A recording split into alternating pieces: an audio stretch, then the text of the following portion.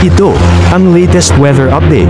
Alamin ang pinakasariwang ulat panahon ngayon dito sa Information TV Educational Channel. So unahin po muna natin ang ating latest na satellite image. So currently ay patuloy pa rin po nating binabantayan itong si dating bagyong Pipito na nasa labas na po ng ating Philippine Area of Responsibility at wala na po itong direktang epekto sa anong bahagi ng ating bansa. Papansin din po natin na patuloy din po itong humihina at maaaring malusaw po yan sa mga susunod na araw. So main focus po muna natin yung mga weather systems na nakakaapekto sa iba't ibang bahagi po ng ating bansa. Unang-una po itong northeast monsoon o hanging amihan na currently ay nakakaapekto po sa may bandang extreme northern Luzon, dyan po particularly sa may area ng Batanes, at kumikita po natin sa nalalawing bahagi po ng ating bansa, yung galaw po ng mga kaulapan ay nakikita po natin ay dulot po yan na epekto ng easterlies. So nakakaapekto po yung hangin na nagagaling sa karagatang Pacific or easterlies sa may silangang bahagi naman po ng ating bansa. Kung makikita din po natin dito sa ating latest sa satellite image, meron po tayong linya ng mga kaulapan na nakakaapekto naman po sa may bandang extreme northern Luzon. So yan po yung pagsasalubong nitong northeast monsoon, pati na rin ng easterlies. Yan po yung shear line at possible po na magdudulot din po yan ng mga pag-ulan sa may bandang extreme northern Luzon ngayong araw. So based po sa ating latest sa satellite image, makikita po natin na maalinis po yung area po ng Luzon, pati na rin Kabisayaan. Areas po ng extreme northern Luzon, posible pong makakaranas ng mga pag-ulan, dulot po na epekto nitong northeast monsoon, pati na rin ng shear line. At kung makikita po natin, may mga kumpul din po tayo ng mga kaulapan dito sa may area ng Palawan. Although nakikita po natin na hindi po tumatagal itong mga kaulapan na to. So mostly mga isolated thunderstorms lamang po ito. So for the rest or the large portions of the country ay inaasahan po natin na magiging maaliwalas po yung panahon. Liban na lang po yung mga posibilidad ng mga isolated thunderstorms o ito po yung mga panandalian na buhos ng ulan na mas madalas nararanasan sa hapon o sa gabi.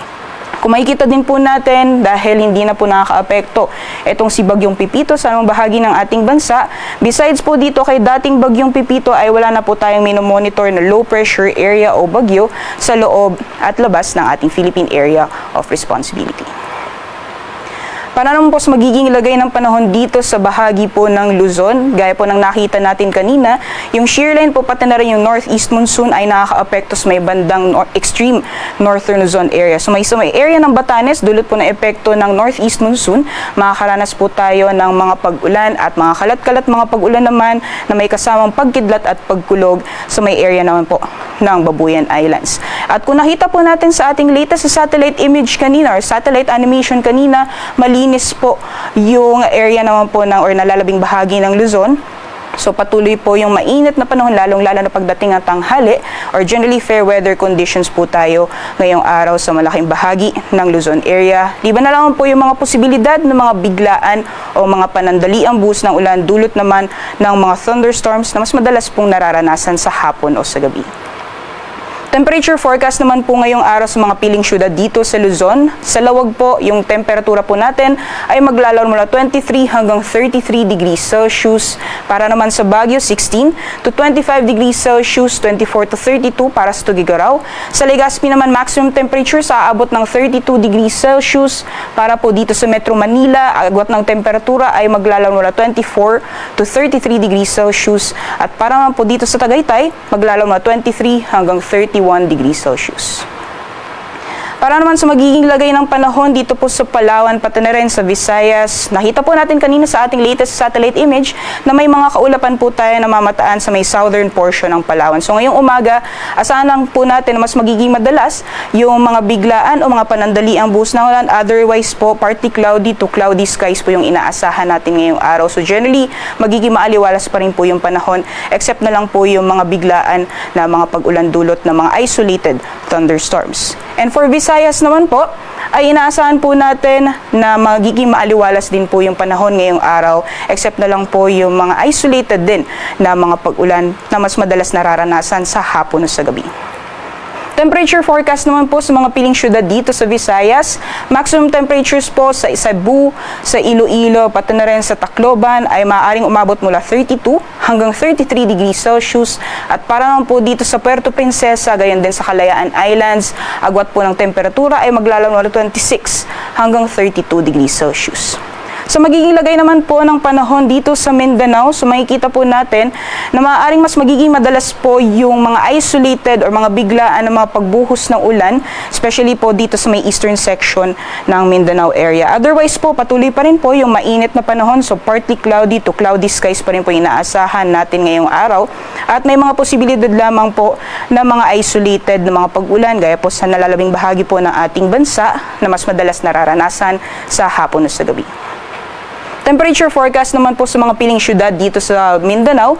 For Zamboanga, at temperatura po natin maglalaro mula 24 hanggang 34 degrees Celsius. Para naman po dito sa Cagayan de Oro, 25 to 33 degrees Celsius. At para naman sa Metro Davao, 25 to 32 degrees Celsius. So monitorin naman po tayo ng mga thunderstorm advisory na nilalabas po ng ating Pag-asa Regional Services Division. Para naman po sa kalagayan ng ating karagatan, may babala pa rin po tayo sa matataas mga pag-alon or gale warning sa mga dagat baybayin po ng extreme northern Luzon, dyan po sa may Batanes, pati na rin sa may Babuyan Island. So delikado pa rin pong pumalaot, lalong-lalo na po yung ating mga kababayan na may mga maliit na sakyang pandagat at sa nalalabing dagat baybayin naman po ng northern Luzon, possible po na magiging maalon din yung karagatan, maaaring umabot po ng 3.1 meters yung taas ng mga pag-alon. So iba yung pag-iingat lamang po sa mga planong pumalaot sa mga dagat baybayin ng northern Luzon area. For the rest of the country naman po, slight to moderate or banayad hanggang sa katamtaman ng mga pag-alon ang mararanasan ngayong araw. Para naman po sa susunod na 3 araw ay inaasahan po natin at the very least for now wala po tayong ibang minomonitor na low pressure area o bagyo sa loob at labas ng ating Philippine Area Responsibility, liban na lamang po dito kay dating bagyong Pipito. So inaasahan po natin na wala po tayong malawakan na tuloy-tuloy na mga pag-ulan sa anong bahagi ng ating bansa.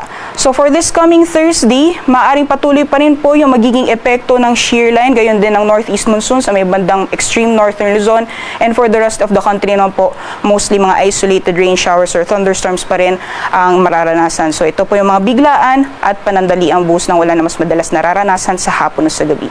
Pagdating naman po ng Friday, maaring unti-unti pong makakaapekto yung intertropical convergence zone sa may southern portion ng Mindanao. Posible pong mga pag-ulan sa may area po ng Davao region by this time. At pagdating naman po ng Sabado, maaring pong makaranas ng mga pag-ulan din sa may Zamboanga Peninsula, gayon din sa Palawan area. So yung intertropical convergence zone ay possible po na magdulot ng mga pag-ulan sa may southern portion po ng ating bansa sa darating na weekend.